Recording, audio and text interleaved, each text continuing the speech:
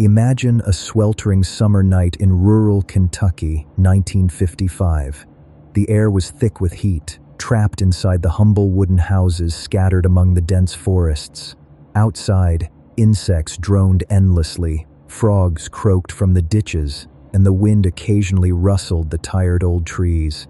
It was an ordinary southern evening, until it turned into one of the strangest nights in modern history, remembered worldwide as the Hopkinsville encounter. Inside the wooden farmhouse owned by Glennie Langford, the oppressive heat made everyone restless.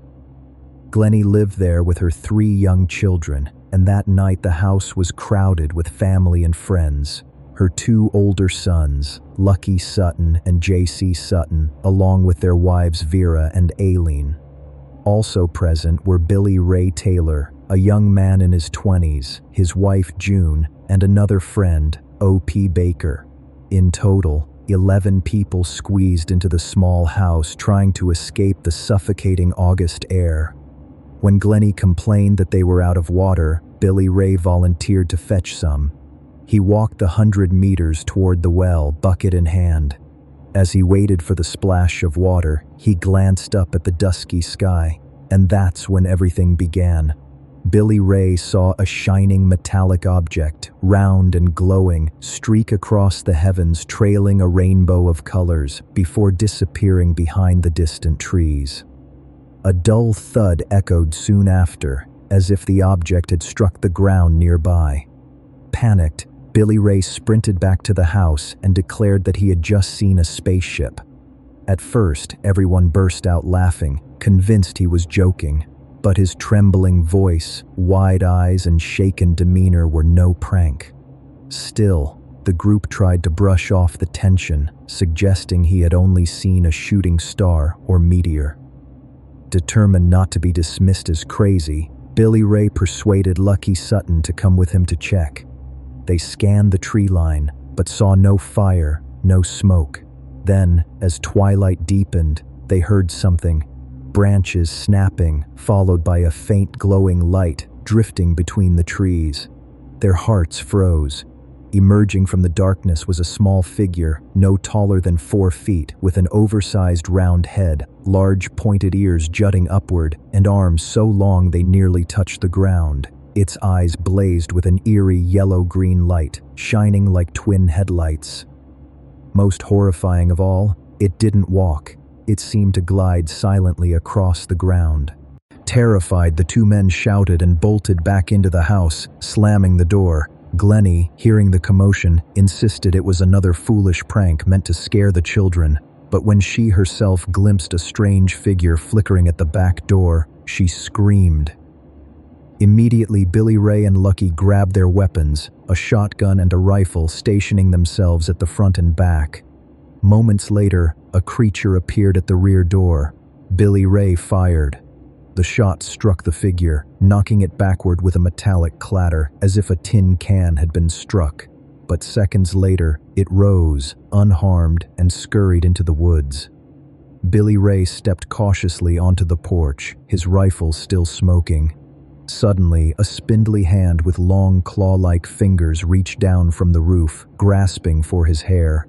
His wife screamed and yanked him back inside. Lucky rushed out, aimed upward, and fired. Another creature tumbled from the roof with that same metallic rattle, before darting away into the shadows once again. For hours, the family was under siege. They heard scratching on the roof, strange whispering, and glowing eyes flashing again and again outside the windows. The children screamed when a face pressed against the glass of their bedroom window. The adults fired wildly into the night, over 100 rounds in total, but each time a creature was struck, it toppled backward with a metallic clang, then stood up and fled as if the bullets had no effect at all. The terror dragged on late into the night. At around 11:30 p.m., during a rare moment when no creatures were visible, the entire family piled into their truck and sped straight to the Hopkinsville police station. At first, the officers thought it was nothing more than drunken nonsense or a prank. But when they saw more than 10 people trembling, pale, and smelling of gunpowder, they couldn't dismiss it so easily. Within minutes, a large force assembled. City police, state troopers, the county sheriff, even military police from Fort Campbell. When they reached the Sutton farmhouse, what they found was undeniable. Shattered windows, wooden walls riddled with bullet holes, spent shell casings littered across the floor. Some witnesses even reported seeing strange lights flickering in the trees. And yet, there were no bodies, no blood, no obvious signs of creatures. Only a few muddy tracks and a strange shimmering residue that glinted under the beam of a flashlight. Though no creatures were found, the chaos inside the Sutton home was impossible to deny. The walls were peppered with holes, the window screens ripped apart, shell casings scattered everywhere. Bullets were lodged deep into the door frames, clear evidence of a violent firefight. The acrid smell of gun smoke still lingered, and on every face was the unmistakable look of terror, something no one could fake. Officers swept the woods with flashlights. Several swore they saw mysterious flashes of light in the darkness. One officer noted a phosphorescent glow near the tree line, but when he approached, it vanished into the night. At the spot where Billy Ray claimed to have shot one of the beings, investigators found a silvery, oily shimmer, but not enough to collect as a sample. What was certain? No bodies, no blood, no biological traces. Even without hard evidence, most of the police agreed the Sutton family had endured something terrifying. They couldn't believe that poor farm folk would destroy their own windows, riddle their house with bullets, and risk ridicule just to pull off a hoax, and no alcohol was found, ruling out the idea that they had been drunk and hallucinating. By dawn, the police and soldiers withdrew, leaving the Suttons in uneasy silence. But just hours later, before the sun had fully risen, Glennie screamed again. Staring through a window was a round face with glowing, inhuman eyes. The beings seemed to return briefly, only to vanish again once daylight broke. Horrified, the family abandoned the farmhouse and sought refuge with relatives. News of the incident spread like wildfire. Local papers jumped on the story, soon followed by national headlines. Hopkinsville, once a quiet Kentucky town, suddenly became the center of global attention. Crowds poured in to see the farmhouse, hoping to spot evidence of aliens. Some even offered money for tours of the property. But instead of profiting, the Suttons grew weary. The relentless skepticism and mockery from the press left them drained, exhausted, and branded as opportunists, when in truth, they gained nothing but fear and misery. Meanwhile, skeptics began offering explanations.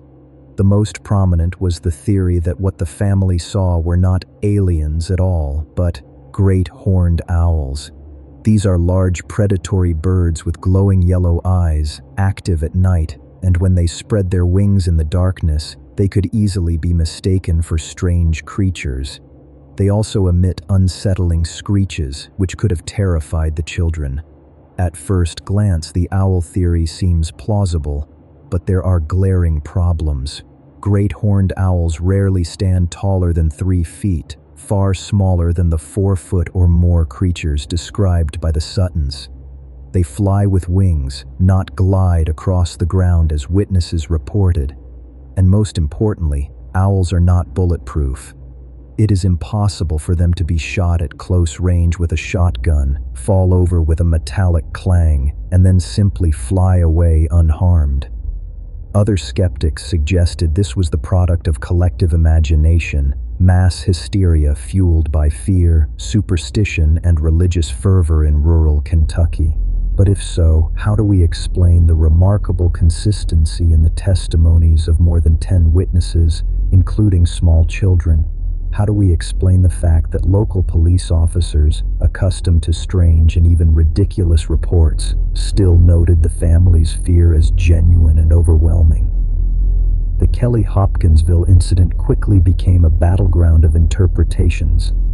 UFO researchers hailed it as one of the most credible close encounters of the 20th century. Mainstream scientists dismissed it as nothing more than local folklore, a story exaggerated into legend. But whichever side you stand on, one fact remains undeniable. That night, the Sutton family saw something outside their windows, something that made them tremble, fire their weapons, flee their home, and decades later, never once waver in their story. After that terrifying night, life for the Suttons and everyone present in the farmhouse was permanently changed. At first, they thought daylight would bring normalcy back. Instead, it brought chaos. Neighbors, curiosity seekers, and soon reporters from far and wide descended on their home, eager to glimpse the house attacked by aliens. In the first weeks, the farmhouse became a spectacle. Local journalists crowded in, then national television crews arrived. From an obscure farming family, the Suttons were thrust into the spotlight, and not in a flattering way. Newspaper reports often carried a mocking tone, painting them as superstitious hillbillies who had imagined an epic battle with monsters to make themselves seem important. At first, the Suttons shared details openly with reporters and UFO investigators. But before long, they went silent. They realized most visitors weren't looking for truth. They had come to mock. Sutton children were teased at school. Adults in the family lost jobs or found themselves shunned by neighbors. From victims, they had become the punchline of the community. Skeptics accused the family of trying to profit. It's true that at one point the Suttons charged small fees to those who wanted to step onto their property. But when asked, they explained bluntly, it was the only way to control the flood of strangers and earn enough money to repair their house, which had been riddled with bullet holes from that night. In reality, they never became rich. The costs of damage and the emotional toll far outweighed any money they collected. Within the UFO community, however, the event became a classic case study. J. Allen Hynek, scientific advisor to the U.S. Air Force's Project Blue Book, once cited Kelly as one of the cases that could not be easily dismissed. For him, the significance wasn't physical evidence, there was almost none, but the consistency and sincerity of the witnesses. More than 10 people, adults and children alike, gave the same story. None of them ever retracted or altered their accounts. Even decades later, those who survived remained firm in their conviction about what they saw. At the same time, however, a sad consequence unfolded. The Sutton family slowly withdrew, refusing contact not only with the media, but even with UFO researchers. They were exhausted from the pressure and ridicule, and within a few months they decided to abandon the farmhouse, leaving Kelly behind. Later, Glennie would say, "We never wanted any of this. All we ever wanted was peace." But from that night on, there was no peace left.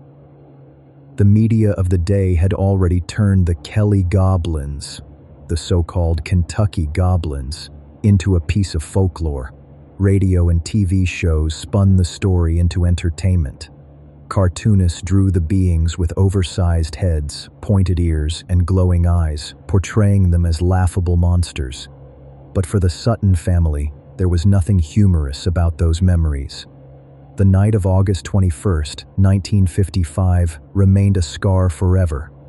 What makes the Kelly Hopkinsville incident truly unique is its symbolic weight. This was not just another UFO report or an ordinary alien encounter. It carried all the defining elements of UFO lore: a strange object in the sky, direct contact with non-human entities, the frantic reaction of terrified witnesses, the intervention of police, and afterwards the relentless cycle of media attention, skepticism, and ridicule. For that reason, researchers regard it as one of the foundational cases that shaped the very concept of a close encounter of the third kind. And over the years, the event never faded into obscurity. On the contrary, it was amplified by legends and similar stories.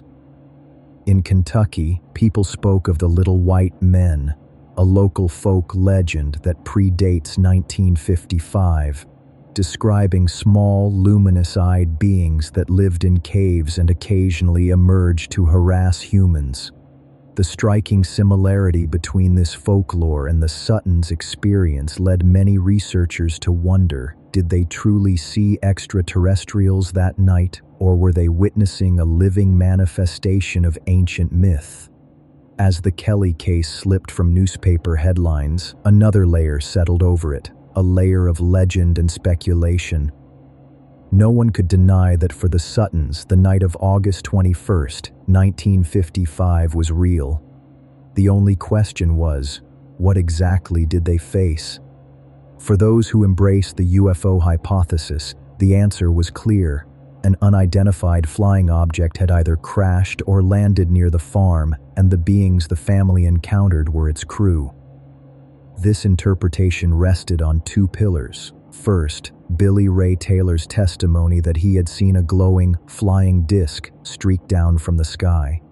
And second, the creature's glowing eyes, their gliding movements, and their seeming resistance to bullets, all of which matched the emerging image of extraterrestrial beings in popular culture following the Roswell incident of 1947.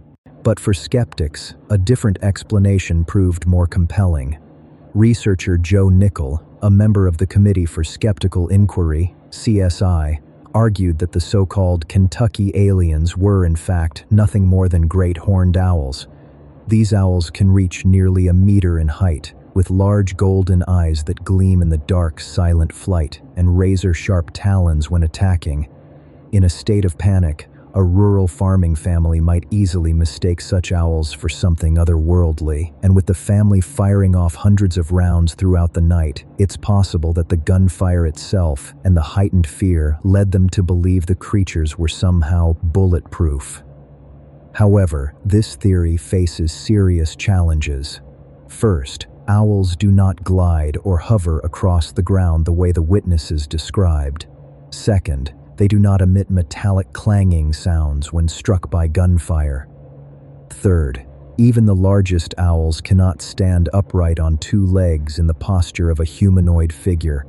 And perhaps most importantly, not one member of the Sutton family ever changed their testimony, despite having an entire lifetime to alter or embellish the story. Another hypothesis leans toward collective psychology. Some argue that on a stifling summer night, stress, exhaustion, and cultural influences, like Kentucky's folklore of the Little White Men, could have triggered a kind of shared hallucination. Yet this too strains credibility. Among the 11 witnesses were children, elders, and even men who had served in the military. The likelihood that such a diverse group would all share identical hallucinations, down to matching descriptions of glowing eyes, claw-like hands, and gliding movement, is nearly impossible. From here, an entirely different line of speculation emerges. Perhaps these beings did not come from distant stars, but from beneath our very feet. Kentucky and its neighboring states sit atop a vast network of coal mines, caves, and abandoned tunnels stretching for hundreds of kilometers. Native legends, from the Cherokee to the Hopi, tell of a small subterranean race. The Hopi called them the Ant People, said to have guided humanity through cataclysms by sheltering them in deep caverns. In Kentucky, old tales speak of Little White Men, eerily similar in appearance to what the Sutton family described. The common thread in these stories is the cave and the abandoned mine. Some modern researchers suggest that the Kelly Goblins may not have been the crew of a spaceship at all, but a native species, beings that had lived underground for centuries, occasionally forced into the open. And when Billy Ray saw that glowing object streaking through the sky, perhaps it was nothing more than a meteor, its timing a coincidence that overlapped with the creature's sudden appearance around the farm. Together, the two events fused into one unforgettable night of terror. Whatever the explanation, the Kelly Hopkinsville case became one of the most famous UFO/cryptid encounters in American history. It not only echoed across the country in 1955, but also set a precedent for countless reports that followed. Decades later, in 2012, when a family in Hellier, Kentucky claimed that they too were besieged for nights on end by small, hairless, pale-skinned beings with large eyes, researchers immediately invoked the same name. The Kentucky Goblins have returned, and from here, the Kelly story ceased to be an isolated phenomenon. It became a link in a much larger chain of encounters with small subterranean beings. What began at the Sutton farmhouse in 1955 opened up not just a legend, but perhaps a terrifying truth, that Kentucky is known not only for bourbon and rolling green hills, but also as a possible gateway to another world lurking right beneath our feet. After that nightmare night in 1955, the Sutton family nearly lost all faith in the peaceful life of rural Kentucky. National newspapers swarmed in, along with amateur investigators, treasure hunters, thrill seekers, and mockers who refused to leave them in peace. The small wooden farmhouse that had once tried to remain hidden in the woods now stood at the center of one of the strangest events of the century. Within just a few months, the Suttons were forced to abandon their farm, leaving behind nothing but faint traces and memories no one could erase. But what made the Kelly Hopkinsville case an enduring symbol was not only what happened that night, it was how deeply it carved itself into collective memory. This wasn't just someone saw a UFO and moved on. It was an entire family of 11, young and old, men and women, all retelling the same story with uncanny consistency, decade after decade. Police, military, neighbors, everyone confirmed that something had happened that night. Shots were fired. Panic was real. The only thing missing was concrete evidence of the beings. For believers, the Suttons had faced extraterrestrials. For skeptics, it was owls or mass hysteria. But for many UFO researchers and students of the unexplained, Kelly remains a foundational piece of the puzzle, a story that cannot be brushed aside, been in contact with humanity all along. The most frightening possibility is this: if it's true, then Kelly was not the first time we saw them, only the first time we realized it. More than half a century later, in 2012, a family in rural Hellier, Kentucky, just a few hours' drive from Kelly, sent out desperate emails. Their words were chillingly familiar. Small beings, hairless, with large glossy black eyes, surrounding the house at night, tapping on the windows, frightening the children, and seeming to come from an abandoned mine nearby. Suddenly, the memories of 1955 came alive again. And once more, people whispered the same name that had haunted a generation before, the Kentucky Goblins. And if the Kelly case of 1955 lasted only a few hours, the Hellier encounter of 2012 would reveal something far worse, a nightmare repeated, but this time persistent, systematic, and far more terrifying. That night in 1955, the little farmhouse in Kelly, Hopkinsville, didn't just become a headline in the American press. It entered history as one of the strangest and most frightening close encounters ever recorded. To this very day, more than half a century later, the testimonies of the Sutton family remain unchanged. Not one of them has ever retracted their story, and no one has ever been able to prove they fabricated it. Whether you believe it was a hoax, a case of mass hallucination, or a genuine incursion by beings from beyond Earth, the Kelly Hopkinsville incident remains an unsolved mystery. But the most chilling question is this: was it merely a one-time event of the past, or only the beginning? More than 50 years later, in that very same land of Kentucky, another family reported a terror just as haunting. Small beings, hairless, with large round black eyes, surrounding their house night after night, knocking on doors, staring through the windows. Desperate emails, grainy photographs, and a mysterious abandoned mine convinced many that the Kentucky Goblins had returned. In Part 2, we will take you into the shocking events of 2012, Hellier, Kentucky. A modern story, yet one marked by the same eerie patterns of 1955, only longer, darker, and far more terrifying. Thank you for watching Midnight Declassified. If you wish to continue exploring these mysteries, don't forget to subscribe and ring the notification bell so you won't miss the next chapter. We'll see you in Part 2. Hellier 2012, when the Kentucky Goblins returned.